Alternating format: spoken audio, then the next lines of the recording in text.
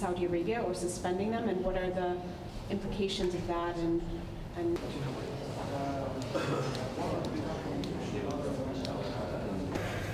I don't know what image you have when you think about Raqqa. Of course, it's a city that has been under the control of the Islamic State, so-called Islamic State, for more than 3 years, and where civilians have suffered horrendous abuses in their hands. But at this point, it's a city in ruins. It's a city that is 80% destroyed. 30,000 houses in Raqqa have been completely destroyed, and 25,000 are partially destroyed.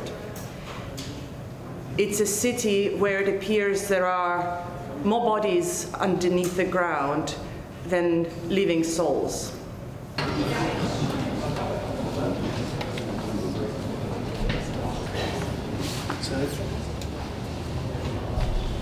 Angus McDowell with Reuters.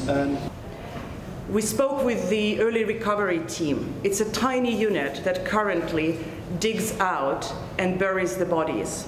As of 2 days ago, they have recovered 2,521 bodies. And this number grows every day. While we were there, we went to one of the places where they were working, and every minute they take another body from the ground. They estimate that another 3,000, if not more, bodies are still to be recovered. To the extent that they're able to identify the bodies, they believe that the majority of them are civilians. And the majority of these civilians have died as a result of coalition airstrikes.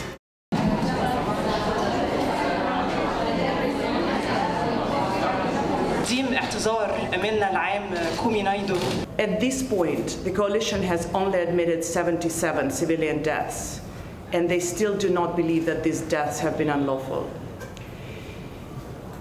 I think one of the most important things in this regard is to say that, of course, it was an extremely difficult campaign to liberate Raqqa from the so-called Islamic State. It's an urban warfare, and it's an urban warfare where civilian population was very much mixed with the ISIS fighters. But we are absolutely convinced that this campaign could and should have been done with more regard for civilian life.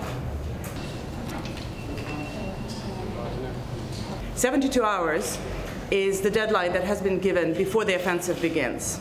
By that time, in theory, the buffer zone should be ready and people can move into safety. This is complete illusion. First of all, we have not seen people moving into the buffer zone in any significant numbers so far. And second of all, this buffer zone is by far not adequate to protect all of the civilians, thousands of them, who are currently in the Idlib governorate. In terms of British forces, absolutely. The worst part is that we know exactly what's going to happen once the offensive begins. We don't need to speculate. We saw it in Aleppo, we saw it in other opposition-controlled areas. We know that there will be massive civilian casualties, that there will be destruction, that there will be disappearances, arrests, and mass displacement. It may not be too late to stop it. If there is one thing we saw around Idlib, is how much power Russian government has over its Syrian counterparts. They were able to put the offensive on hold once. It demonstrated that the Syrian government is relying on them very heavily, and they do have the power to make sure that this operation, whenever it takes place, takes civilians' lives into account much more than anything that has been done previously.